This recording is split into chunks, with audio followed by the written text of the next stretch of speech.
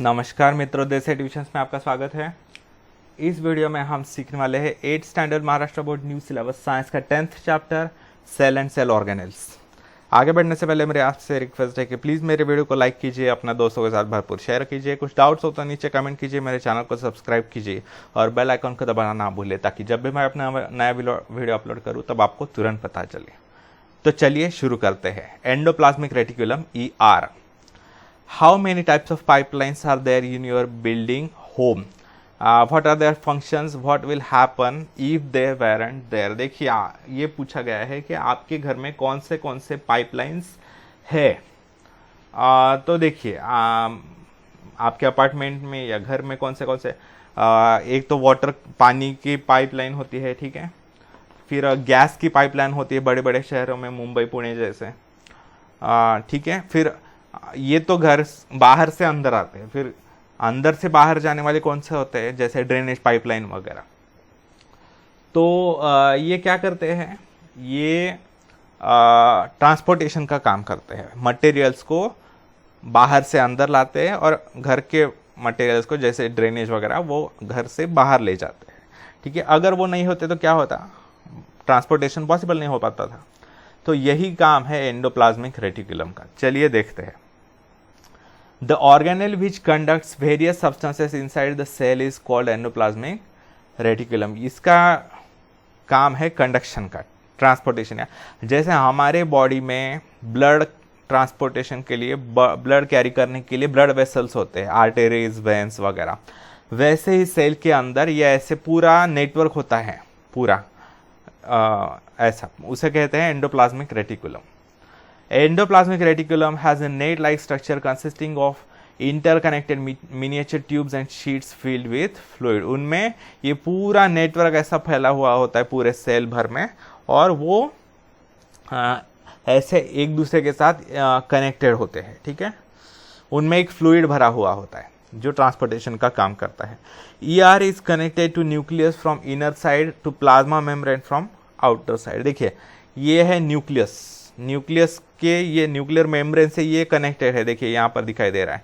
तो ये nuclear membrane से ये पूरा नेटवर्क शुरू होता है, ये पूरा बाहर तक प्लाज्मा मेम्ब्रेन तक फैला हुआ होता है एंडोप्लाज्मिक रेटिकुलम का network.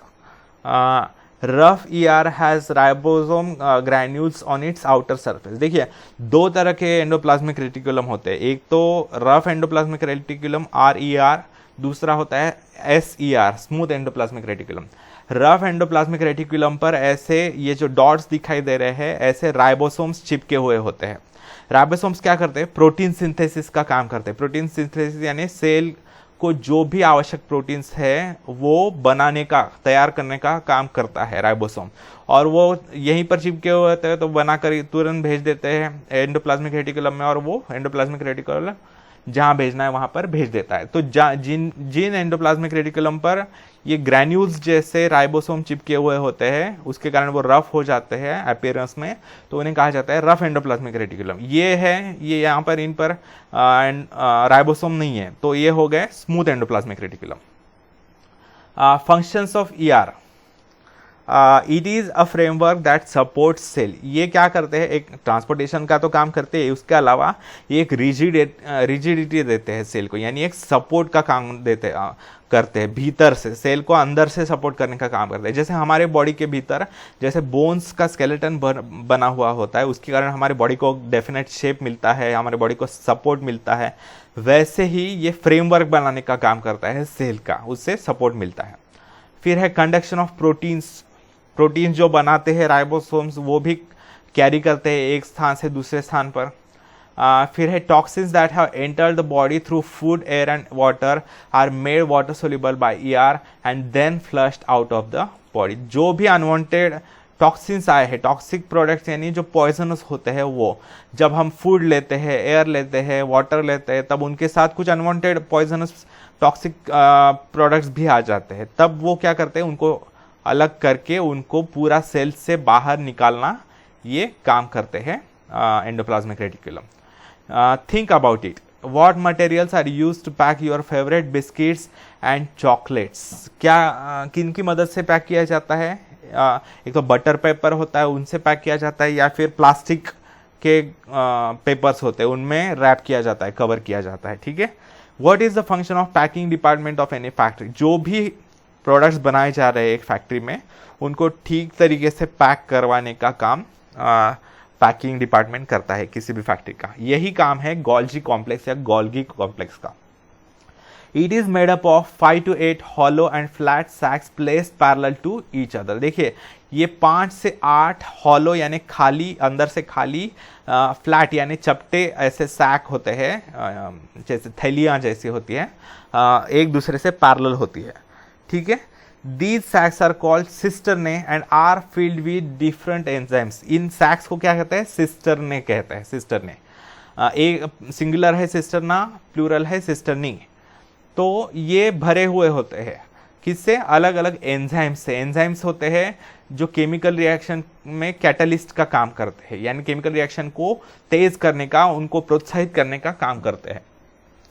The proteins coming from endoplasmic reticulum are enclosed in vesicles which come towards Golgi complex via cytoplasm। देखिए एंडोप्लाज्मिक रेटिकुलम के पास राइबोसोम जो प्रोटीन्स बनाते हैं, जहां जहां एंडोप्लाज्मिक रेटिकुलम का नेटवर्क नहीं होता वहां क्या होता है, वो प्रोटीन्स एक सैक यानी वेसिकल या फिर एक बैग में, ऐसे देखिए ये है वेसिकल्स, ऐसे बैग्स में, थैलियों में भरकर गोल्जी कॉम्प्लेक्स के पास आते हैं, साइटोप्लाज्म में बहते बहते। They fuse with the formation face of the Golgi membranes and empty their contents in the cisternae. ये यहाँ पर आ जाते हैं ये वेसिकल्स, और यहाँ पर पूरा खाली कर देते हैं अपना।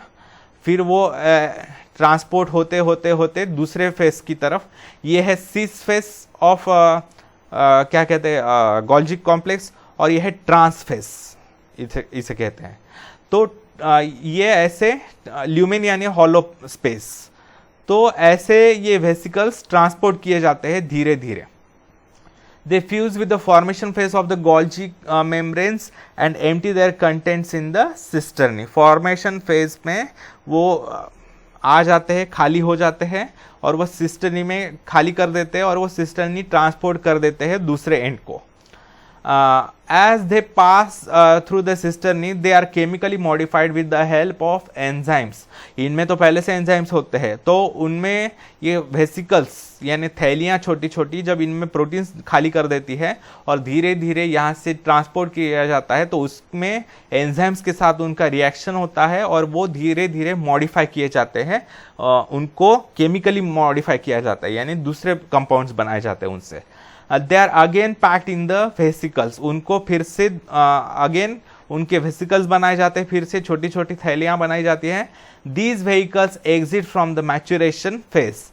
The cisternae work like a packing department that packs and distribute substances. तो ये क्या करता है, ये सिस्टर्ने क्या करते हैं, पैकिंग डिपार्टमेंट जैसा, यहाँ से सामान आ रहा है, वो पैक करके थोड़ा सा उनको मॉडिफाई करके वो दूसरे एंड में भेजा जा रहा है, और जहां जरूरत है वहां डिस्ट्रीब्यूट किया जा रहा है। Functions.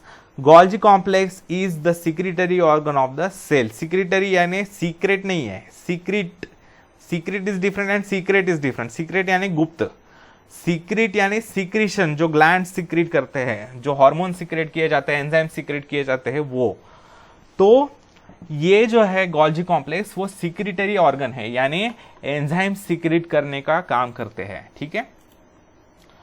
It modifies, sorts and packs material synthesized in the cell, that is enzymes, mucus, proteins, pigments, etc., and dispatches them to various targets like plasma membrane, lysosome, etc. क्या करते हैं, वो सेल में बने गए अलग अलग प्रोडक्ट्स, जैसे एंजाइम्स बनते हैं सेल में, म्यूकस बनता है, प्रोटीन्स बनते हैं राइबोसोम द्वारा, पिगमेंट्स बनते हैं अलग अलग कलर के, तो वो सब क्या करते हैं, वो उनको ठीक से पैक करके जो है उनको अलग अलग स्थानों पर डिस्पैच यानी पहुंचा देते हैं, ठीक है। प्लाज्मा मेम्ब्रेन के बाहर हो या लाइसोसोम में हो। लाइसोसोम क्या होता है आगे पता चलेगा आपको। It produces vacuoles and secretory vesicles. देखिए ये ऐसे सिक्रेटरी वेसिकल्स यानी इनमें एंजाइम्स भरे जाते हैं और ये बैग सील किए जाते हैं, और जहां जरूरत है उन एंजाइम्स की वहां पर भेजे जाते हैं सीक्रेट करके, सिक्रेटरी वेसिकल्स। और वैक्यूल्स भी बनाते हैं। वैक्यूल्स यानी जिनमें फूड स्टोर किया जा सकता है, वेस्ट प्रोडक्ट स्टोर किए जाते हैं टेम्पररीली, उन्हें कहा जाता है vacuoles. It helps in the formation of cell wall, plasma membrane and lysosomes. ये किस में मदद करते हैं? सेल वॉल बनाने में, प्लाज्मा मेम्ब्रेन बनाने में और लाइसोसोम्स को बनाने में मदद करते हैं। गोल्जी कॉम्प्लेक्स या गोल्जी बॉडीज कहा जाता है। Introduction to scientist, Camillo Golgi describe the Golgi complex for the first time. ये साइंटिस्ट है जिन्होंने गोल्जी कॉम्प्लेक्स को डिस्कवर किया सबसे पहले। He developed the staining technique called black reaction and with the help of it he studied nervous system.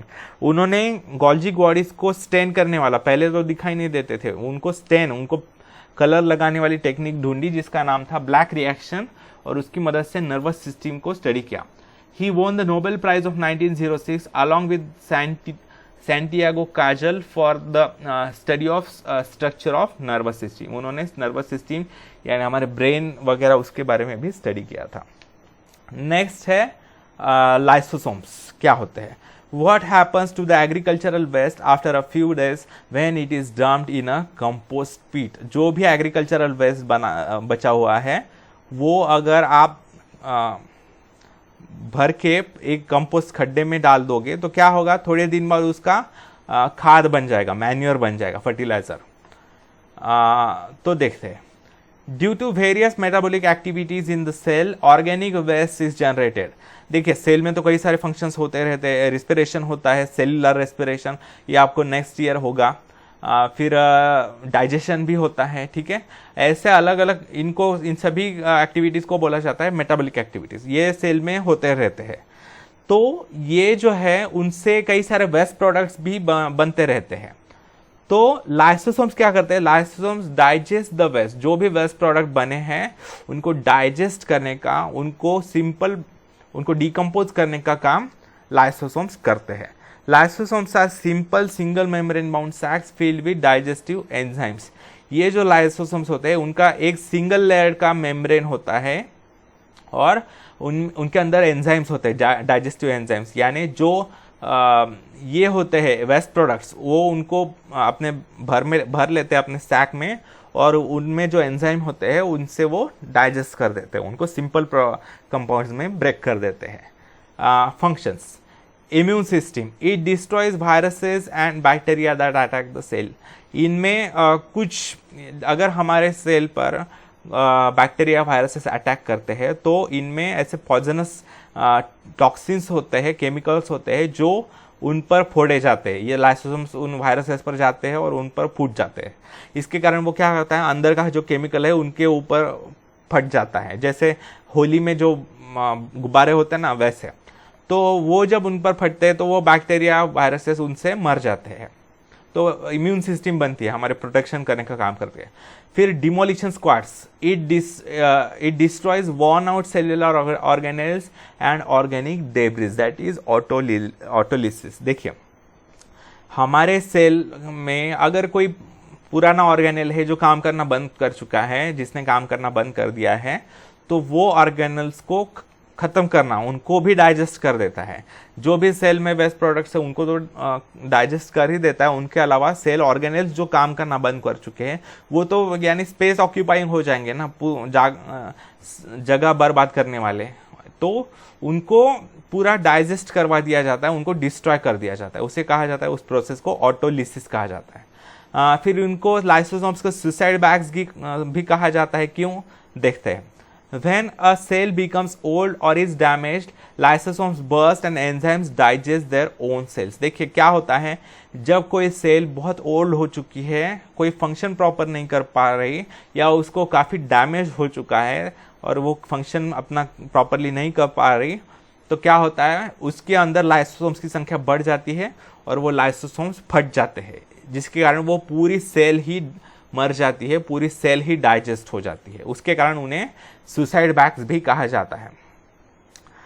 During starvation lysosomes digest stored proteins and fats.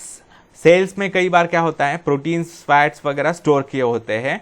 जब खाना नहीं मिलता, रेगुलर फूड नहीं मिलता, तब काम चलाने के लिए प्रोटीन्स फैट्स होते हैं। तो ये जो प्रोटीन फैट्स होते हैं, जब स्टार्वेशन होता है यानी खाना नहीं मिलता लंबे समय तक, तो उस समय ये लाइसोसोम्स उस स्टोर किए हुए प्रोटीन्स और फैट्स को डाइजेस्ट करके एनर्जी प्राप्त करता है। Next, mitochondria. Which type of energy is required to run fans, computers and electric bulbs? Where is this energy produced? देखिए, फैंस, कंप्यूटर्स, इलेक्ट्रिक बल्ब वगैरह चलाने के लिए क्या लगता है? इलेक्ट्रिसिटी लगती है। तो ये इलेक्ट्रिसिटी आती कहाँ से है? पावर स्टेशंस होते हैं, थर्मल पावर प्लांट हो, न्यूक्लियर पावर प्लांट हो, सोलर पावर प्लांट हो, वो वहाँ पर बनती है और हमें वायर से यहाँ पर पहुँचाई जाती है, सप्लाई की जाती है। तो जैसे पावर हाउसेस होते हैं वैसे ही उसी को पावर हाउस, माइटोकॉन्ड्रिया को पावर हाउस कहा जाता है सेल का।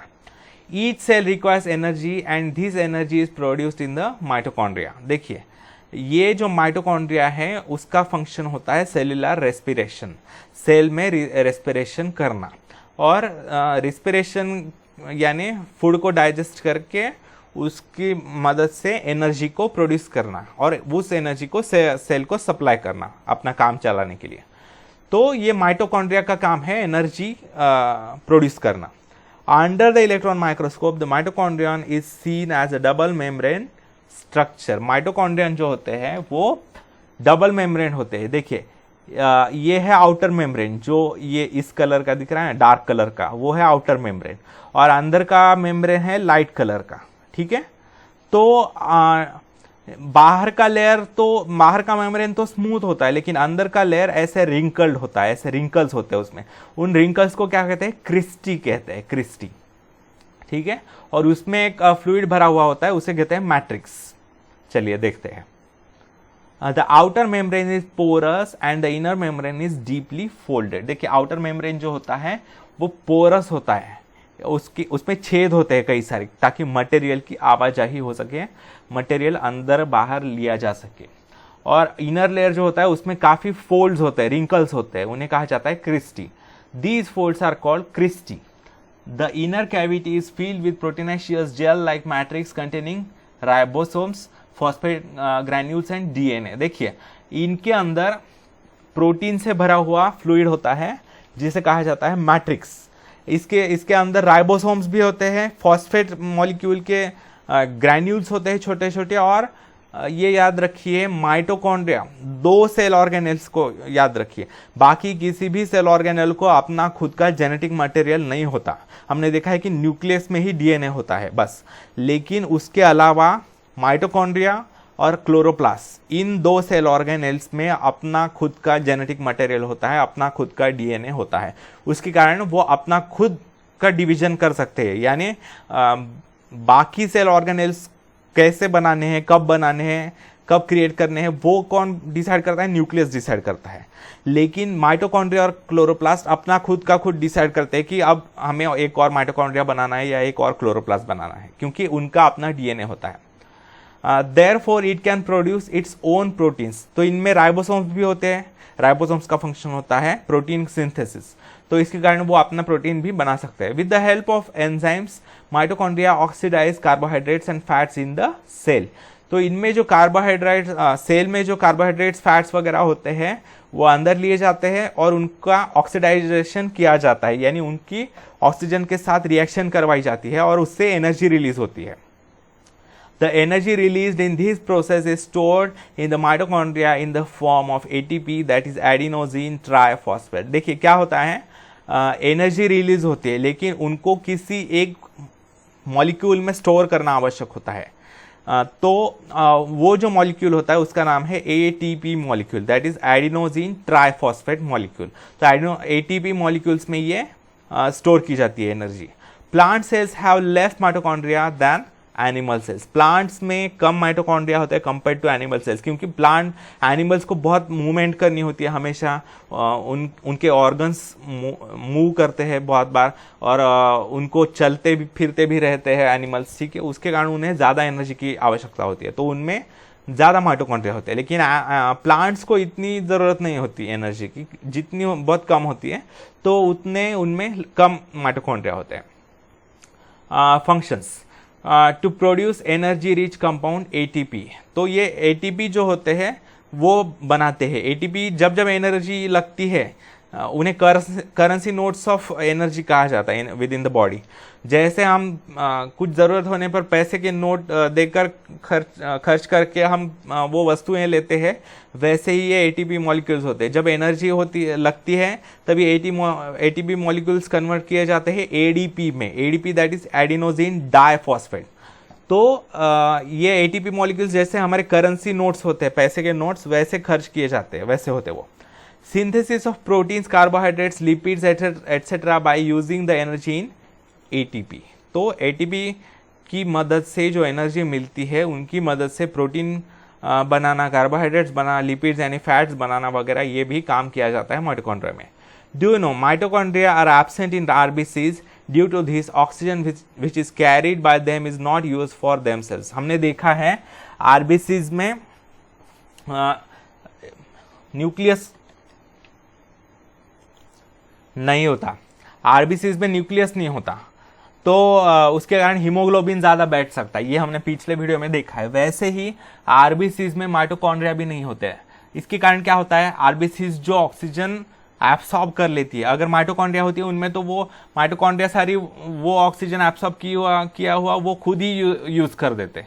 लेकिन उनमें माइटोकॉन्ड्रिया एब्सेंट होते हैं, नहीं होते, उसके कारण उनमें जो ऑक्सीजन एब्सॉर्ब किया हुआ है, जो भी क्वांटिटी ऑक्सीजन की, वो वैसी की वैसी रहती है और वो दूसरे जिन ऑर्गन्स को, जिन सेल्स को उस ऑक्सीजन की आवश्यकता होती है वहां पर उतनी ही मात्रा में, उतनी ही क्वांटिटी में सप्लाई किया जाता है ऑक्सीजन। अगर ये आरबीसीज में माइटोकॉन्ड्रिया होता तो क्या होता, वो माइटोकॉन्ड्रिया ही खुद ऑक्सीजन यूज कर देते और वहां पर पहुंचने तक, जहां पर पहुंचाना है ऑक्सीजन, वहां पर पहुंचने तक वो खत्म हो जाता है ऑक्सीजन। इसके कारण आरबीसीज में माइटोकॉन्ड्रिया नहीं होते।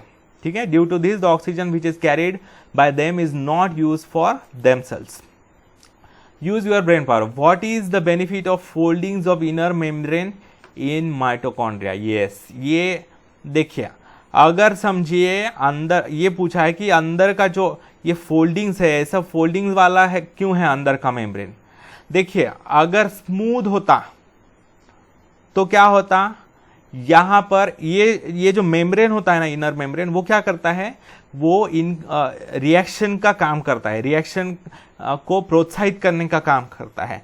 अगर ये स्मूथ होता अंदर का भी मेम्ब्रेन तो कम सरफेस एरिया मिलता, ये ज्यादा सरफेस एरिया मिल रहा है। देखिए, बस समझ लीजिए, यहां से यहां तक का एरिया आपने कंसिडर किया है। अगर ये स्मूथ होता तो इतना ही मेम्ब्रेन मिल जाता था, लेकिन सिंस ये फोल्डेड है तो इतना ज्यादा एरिया मिल रहा है।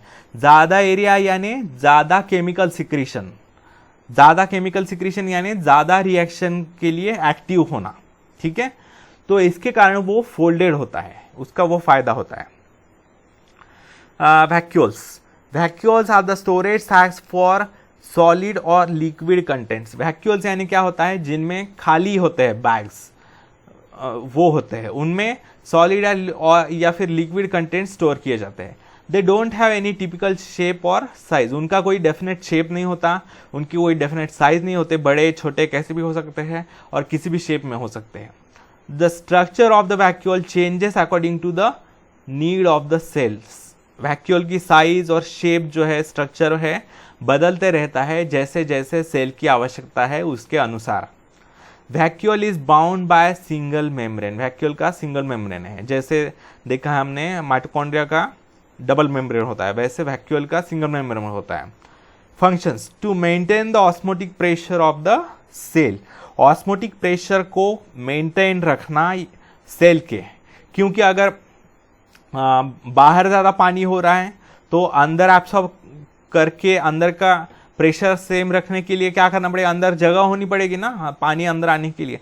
तो ये वैक्यूल्स होते हैं, उन एक्स्ट्रा, तो उनमें एक्स्ट्रा स्पेस होती है, वो उनमें एब्सॉर्ब कर लेते हैं। जब एब्सॉर्ब कर लेते हैं, समझो बाहर कम पानी है अंदर ज़्यादा है, तो ये इन्हीं में स्टोर किया हुआ होता है वैक्यूल्स में, तो वैक्यूल्स में से बाहर भेजा जाता है। तो इससे ऑस्मोटिक प्रेशर जो है वो मेंटेन किया जाता है। to store metabolic byproducts and end products like glycogen, proteins, water etc.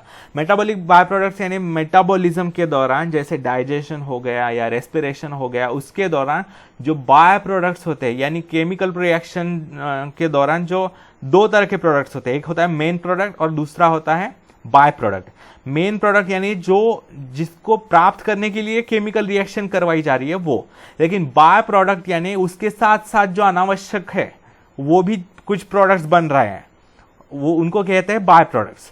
तो मेटाबॉलिज्म के दौरान जो भी एंड प्रोडक्ट्स है और बाय प्रोडक्ट्स है उनको स्टोर करके रखने के लिए वैक्यूल्स का यूज किया जाता है, जैसे ग्लाइकोजन हो, प्रोटीन्स हो, वाटर वगैरह etcetera. In animal cell they store waste products and food while in amoeba it stores food before digestion। Animal cell में क्या किया जाता है, वो फूड वगैरह और बाकी वेस्ट प्रोडक्ट्स भी स्टोर करता है, लेकिन अमीबा में क्या करता है, ये फूड जब कोई एंगल्फ कर लेता है अमीबा, तब वो थोड़ी देर के लिए डाइजेशन करने के लिए वो वैक्यूल में स्टोर किया जाता है। In plant cell, vacuoles are full of cell sap and provide turgidity and rigidity to them। देखिए इनमें प्लांट सेल के वैक्यूल्स बहुत बड़े बड़े होते हैं और उनमें सेल सैप यानी थोड़ा सा लिक्विड भरा हुआ होता है और वो सेल को टर्जिडिटी देते हैं। टर्जिडिटी यानी टाइटनेस। देखिए यानी बलून, गुब्बारा अगर कोई है उसमें कुछ भरा हुआ है हवा या पानी तो वो टर्जिड होता है यानी टाइट भरा हुआ होता है, उसे कहते हैं टर्जिडिटी। अगर कुछ खाली है तो वो सिकड़ा हुआ होगा, रिंकल्ड।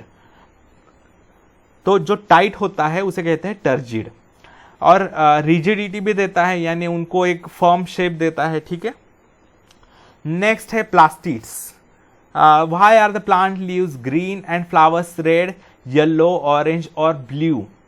देखिए प्लांट में देखोगे आप तो पत्ते जो होते हैं वो हरे होते हैं कई बार, और फूल जो होते हैं वो लाल होते हैं, पीले होते हैं, ऑरेंज, ब्लू, कई कलर्स के होते हैं। The organelle which gives such colours is present only in plant cells, it is called plastids. ऐसे कलर देने वाले, कलर स्पेसिफिक जो होते हैं ऑर्गेनेल्स, जिनके कारण कलर प्राप्त होता है, उन्हें कहा जाता है प्लास्टिड्स। वो केवल प्लांट सेल्स में ही होते हैं। Plastids have double membrane and are of two types. Plastids भी डबल मेम्ब्रेन होते हैं और दो तरह के होते हैं। Colour of the plant part, pigment. देखिए कौन से पार्ट में कौन सा कलर होता है और वो कौन सी पिगमेंट यानी कौन से कलर का केमिकल होता है उससे। देखिए ग्रीन जैसे लीव्स होते हैं ग्रीन कलर के, वो क्लोरोफिल पिगमेंट के कारण होते हैं। क्लोरोफिल पिगमेंट किस में होता है, क्लोरोप्लास्ट नाम के प्लास्टिड्स में होता है।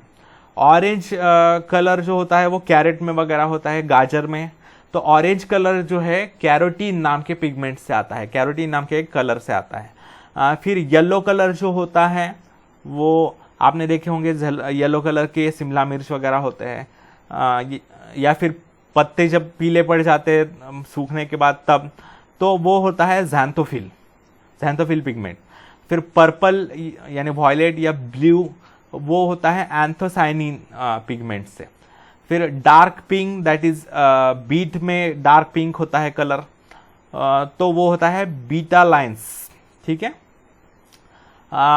फिर ल्यूकोप्लास्ट होते हैं, व्हाइट और कलरलेस प्लास्टिड्स। दो तरह के मेन प्लास्टिड्स होते हैं, एक है ल्यूकोप्लास्ट, दूसरा है क्रोमोप्लास्ट। ल्यूकोप्लास्ट यानी कलरलेस, व्हाइट कलर के प्लास्टिड्स, ठीक है। और दूसरा होता है क्रोमोप्लास्ट। क्रोमोप्लास्ट यानी कलर प्लास्टिड्स, जिनके कुछ कलर्स होते हैं।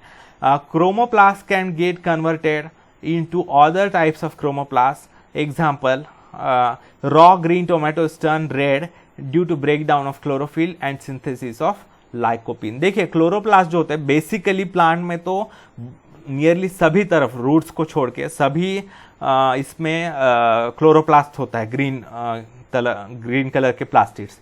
तो वो क्या, जब फलों में भी होते हैं, वो फल जब कच्चे होते हैं तब उसमें उसकी जो स्किन होती है उसमें क्लोरोप्लास्ट होते हैं, लेकिन जैसे जैसे वो राइप होता है, जैसे जैसे वो फल पकते जाता है, वैसे वैसे वो क्लोरोप्लास्ट कन्वर्ट हो जाते हैं क्रोमोप्लास्ट में, यानी दूसरे कलर में। इसका एग्जांपल है कच्चे टोमेटोज अगर आप लेंगे तो वो ग्रीन कलर के होंगे क्योंकि उनमें क्लोरोप्लास्ट होगा।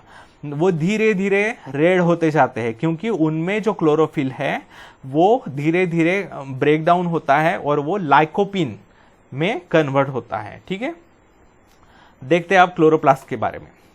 Activity: take out a thin peel of rhoeo और croton leaf and observe the chromoplast under the compound microscope. देखिए, क्लोरोप्लास्ट को देखने के लिए कोई भी लीफ लेने को कहा है, थिन पील लेना है रियो या क्रोटॉन लीफ का, ये पेड़ों के नाम है, और उनको कंपाउंड माइक्रोस्कोप के नीचे देखना है। Chloroplast are important for the photosynthesis process that takes place in the leaves. Chloroplast बहुत आवश्यक होते हैं, क्लोरोप्लास्ट के कारण ही फोटोसिंथेसिस यानी लाइट एनर्जी, सन की जो सोलर एनर्जी होती है, लाइट एनर्जी, उसको ट्रैप करके उसको केमिकल फूड एनर्जी में कन्वर्ट करने का काम करते हैं क्लोरोप्लास्ट। तो उसके कारण वो ऑटोट्रॉपिक होते हैं, प्लांट्स यानी खुद का खाना खुद प्रोड्यूस कर सकते हैं। तो chlorophyll in the chloroplast trap solar energy and converts it into chemical energy.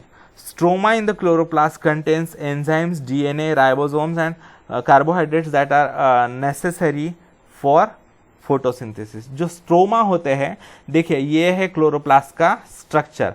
इनमें ये जो स्ट्रोमा होते हैं ये उनमें क्या होता है, एंजाइम्स होते हैं अलग अलग जो फोटोसिंथेसिस के लिए आवश्यक होते हैं, राइबोसोम्स होते हैं प्रोटीन बनाने के लिए, कार्बोहाइड्रेट्स जो बनाए जाते हैं फोटोसिंथेसिस होने के बाद, और डीएनए होता है। मैंने बताया आपको 2 ही सेल ऑर्गेनेल्स होते हैं जिनमें डीएनए होता है अपना खुद का, वो है माइटोकॉन्ड्रिया और क्लोरोप्लास्ट। ठीक है, तो इन सभी की मदद से वो फोटोसिंथेसिस करते हैं। देखिए ये है स्ट्रक्चर ऑफ क्लोरोप्लास्ट, ये अंदर का स्ट्रक्चर, ये बाहर का है। ये भी डबल लेयर होता है क्लोरोप्लास्ट, ये है आउटर मेम्ब्रेन, ये है इनर मेम्ब्रेन स्पेस, ये है। ठीक है, ये इसके अंदर ये एक के ऊपर कॉइन्स जैसे रखे हुए होते हैं ना, सिक्के वैसे रखे हुए होते हैं, स्टैक ऑफ कॉइन्स, उन्हें कहा जाता है थाइलाकॉइड। और ये जो थाइलाकॉइड है एक दूसरे से एक पाइप से कनेक्टेड होते हैं, पाइपलाइन से, उन्हें कहा जाता है ग्रैनम, जानम नहीं, ग्रैनम। ठीक है, तो ये ग्रैनम से कनेक्टेड होते हैं। चलिए आगे बढ़ते हैं। Functions: chloroplast convert solar energy to chemical energy that is food. Chloroplast क्या करते हैं, सोलर एनर्जी को ट्रैप करके केमिकल एनर्जी में दैट इज फूड एनर्जी में कन्वर्ट कर देते हैं। Chromoplast give different colours to flowers and fruits. Chromoplast जो होते हैं वो क्या करते हैं, अलग अलग कलर्स देते हैं फ्लावर्स को या फ्रूट्स को, जैसे ऑरेंज हो, रेड हो, ब्लू हो वगैरह। Leucoplast are involve in the synthesis and storage of food like starch, oils and proteins. Leucoplast जो होते हैं, जो कलरलेस या व्हाइट कलर के होते हैं, वो क्या करते हैं, फूड को स्टोर करते हैं, जैसे स्टार्च यानी कार्बोहाइड्रेट्स होते हैं, ऑयल्स यानी फैट्स होते हैं, और proteins. Mitochondria and plastids can produce proteins as well as replicate themselves as they have their own DNA and ribosomes। ये मैंने माइटोकॉन्ड्रिया पढ़ाते समय ही बताया है आपको। माइटोकॉन्ड्रिया और प्लास्टिड्स में, क्लोरोप्लास्ट में वगैरह अपना खुद का डीएनए होता है, उसके कारण वो न्यूक्लियस के ऑर्डर की, न्यूक्लियस के आज्ञा की प्रतीक्षा नहीं करते। वो अपने आप से जब आवश्यकता होती है तब वो अपने आप से रेप्लिकेट कर सकते हैं, यानी दूसरे माइटोकॉन्ड्रिया या प्लास्टिड्स, क्लोरोप्लास्ट वगैरह बना सकते हैं, क्योंकि उनमें अपना खुद का डीएनए होता है। बाकी सेल ऑर्गेनेल्स का वैसा नहीं होता, न्यूक्लियस के ऑर्डर से ही चलता है उनका रेप्लिकेशन। ठीक है, और उनमें राइबोसोम्स भी होते हैं माइटोकॉन्ड्रिया और प्लास्टिड्स में, उसके कारण फूड की भी कमी नहीं है। ठीक है, राइबोसोम्स जो होते हैं वो प्रोटीन सिंथेसिस करते हैं। ठीक है, after studying the cell and cell organelles, you must have come to know that all the functions in plant and animal cells are taking place smoothly due to cell organelles। ये आपने ये chapter study करने के बाद आपको पता चला होगा कि सेल के, चाहे वो एनिमल सेल हो या प्लांट सेल हो, उनके सभी के काम स्मूथली ठीक से काम कर पाते हैं क्योंकि उनके भीतर सेल ऑर्गेनेल्स ठीक से काम करते हैं। ठीक है, such developed cells are called eukaryotic cells, जिनमें ये सारे ऐसे सारे सेल ऑर्गेनेल्स होते हैं जो अभी तक हमने देखे हैं, वो सारे सेल ऑर्गेनेल्स प्रेजेंट होते हैं, उनको कहा जाता है वेल डेवलप्ड सेल, यानी यूकैरियोटिक सेल कहा जाता है उन्हें। Last year you have studied prokaryotic cells of the bacteria let us now compare them. पिछले वर्ष आपने प्रोकैरियोटिक सेल देखा है। प्रोकैरियोटिक सेल यानी वायरसेस या बैक्टीरिया में होते हैं, जिनमें कुछ इतने सारे सेल ऑर्गेनेल्स ठीक से डेवलप हुए नहीं होते, ठीक है। प्रोकैरियोटिक सेल्स में बहुत थोड़ी डेवलपमेंट होती है, ठीक है। नाउ लेट अस देखिए, work of institute national centre of cell science NCCS is an independent institute working under biotechnology department of government of India. भारतीय शासन के अंतर्गत ये NCCS national centre for cell science नाम की एक इंस्टीट्यूट है जो बायोटेक्नोलॉजी डिपार्टमेंट में आती है, जो सेल की स्टडी करती है। It is located in the campus of Savitribai Phule Pune university Pune and involve in research in cytology. ये पुणे में है स्थित। और साइटोलॉजी, साइटोलॉजी यानी क्या? साइटोलॉजी यानी स्टडी ऑफ सेल, ठीक है। स्टडी ऑफ सेल को कहते हैं साइटोलॉजी। फिर स्टडी ऑफ सेल करने के लिए ये इंस्टीट्यूट है। It provides services for national animal cell repository. It is main working in the research about cancer treatment. तो कैंसर ट्रीटमेंट पर स्टडी भी की जाती है इसमें, ठीक है। देखिए, अब यूकैरियोटिक सेल जो अभी हमने सीखे हैं और प्रोकैरियोटिक सेल जो पिछले वर्ष आपने सीखे हैं, उसके बारे में हम देखते हैं। देखिए, दो तरह के हैं, उनमें क्या वेरिएशन क्या है, डिफरेंशिएशन क्या है, वो देखते हैं। यूकैरियोटिक सेल जो होते हैं उसकी साइज जनरली 5 to 100 माइक्रोमीटर्स होती है, 5 से 100 माइक्रोमीटर्स होता है। और प्रोकैरियोटिक सेल बहुत छोटी होती है, 1 से 10 माइक्रोमीटर। और number of chromosomes eukaryotic cell में जो होते हैं वो मोर देन 1 होते हैं, कई क्रोमोसोम्स होते हैं। लेकिन प्रोकैरियोटिक सेल में एक ही कई बार क्रोमोसोम होता है, वो भी प्रिमिटिव होता है, यानी ठीक से डेवलप नहीं हुआ होता। न्यूक्लियस जो होता है with nuclear membrane, nucleolus and nucleoplasm होता है। यूकैरियोटिक सेल में मेम्ब्रेन बाउंड सेल ऑर्गेनेल्स होते हैं, यानी सेल ऑर्गेनेल्स जो होते हैं उनको एक ठीक से कवरिंग होती है, मेम्ब्रेन होता है बाहर से। जैसे न्यूक्लियर मेम्ब्रेन होता है न्यूक्लियस को, उसके अंदर ठीक से अच्छा दिखाई देने वाला न्यूक्लियोलस होता है, उसमें न्यूक्लियोप्लाज्म होता है। जैसे सेल का साइटोप्लाज्म होता है वैसे न्यूक्लियस का न्यूक्लियोप्लाज्म होता है। लेकिन प्रोकैरियोटिक सेल में ठीक से अलग से डिफरेंशिएट किया जाने वाला क्लियर कट न्यूक्लियस नहीं होता, बस कुछ क्रोमेटिन नेटवर्क क्रोमेटिन मटेरियल होता है, ठीक से क्लियर कट न्यूक्लियस नहीं होता। इसके कारण उसे कहा जाता है न्यूक्लियोइड। न्यूक्लियोइड यानी न्यूक्लियस जैसा दिखने वाला न्यूक्लियोइड होता है, रिजेंबलिंग न्यूक्लियस। फिर mitochondria and plastids are present in eukaryotic cell, लेकिन प्रोकैरियोटिक सेल में they don't have membrane bound cell organelles, इनमें एक भी मेम्ब्रेन बाउंड सेल ऑर्गेनेल नहीं होता। फिर एग्जांपल्स है इनके present in highly evolved unicellular and multicellular plants and animals. ये जो होते हैं यूकैरियोटिक सेल्स, ये बहुत हाईली डेवलप्ड इवॉल्व जो होते हैं, यूनिसेलुलर हो या मल्टीसेलुलर हो, प्लांट्स हो या एनिमल्स हो, उनमें होते हैं। जैसे ह्यूमंस में यूकैरियोटिक सेल्स होते हैं। और प्रोकैरियोटिक सेल्स जनरली बैक्टीरिया में होते हैं जो प्रिमिटिव होते हैं, प्राचीन होते हैं, ठीक है, अनइवॉल्व्ड होते हैं, ठीक है। तो यहाँ पर ये चैप्टर समाप्त होता है मित्रों। अगर आपको मेरा वीडियो अच्छा लगे तो प्लीज़ मेरे वीडियो को लाइक कीजिए, अपने दोस्तों के साथ भरपूर शेयर कीजिए, मेरे चैनल के बारे में अपने दोस्तों के साथ बताइए, मेरे चैनल को सब्सक्राइब कीजिए, ठीक है। धन्यवाद मित्रों, आपका दिन शुभ जाए।